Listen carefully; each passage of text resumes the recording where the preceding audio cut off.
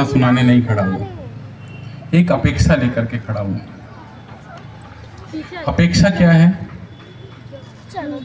अभी श्यामा दीदी ने आपके सामने पंच परिवर्तन की बात करी। हम ये नहीं कह रहे कि कल से आप सब लोग आइए और शाखा में आने लगिए।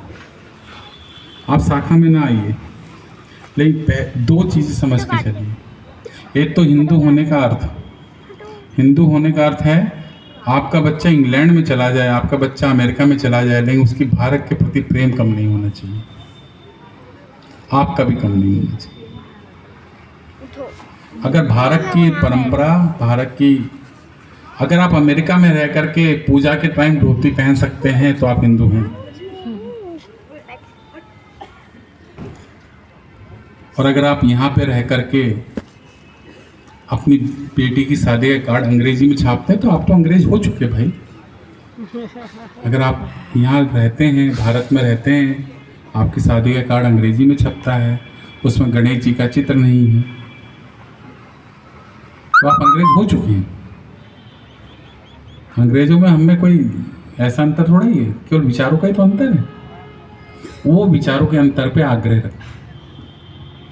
उसके लिए हम लोगों को क्या करना है? अब ये जो संकट हैं, आज हमारे सामने क्या क्या संकट हैं, ये हमको पहचानना।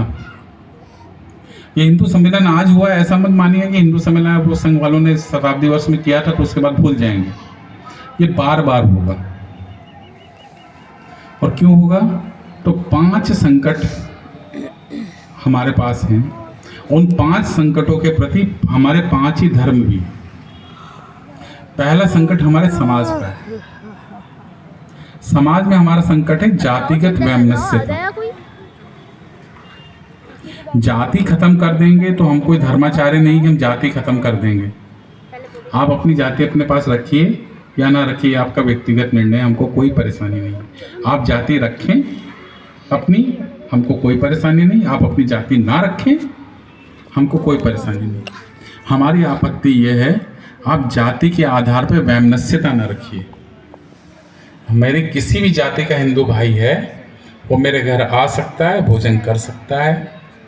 किसी भी आर्थिक स्थिति का है, वो मेरे घर आ सकता है, भोजन कर सकता है, और मैं भी जाके उसके घर भोजन कर सकता हूं। बिल्कुल सही।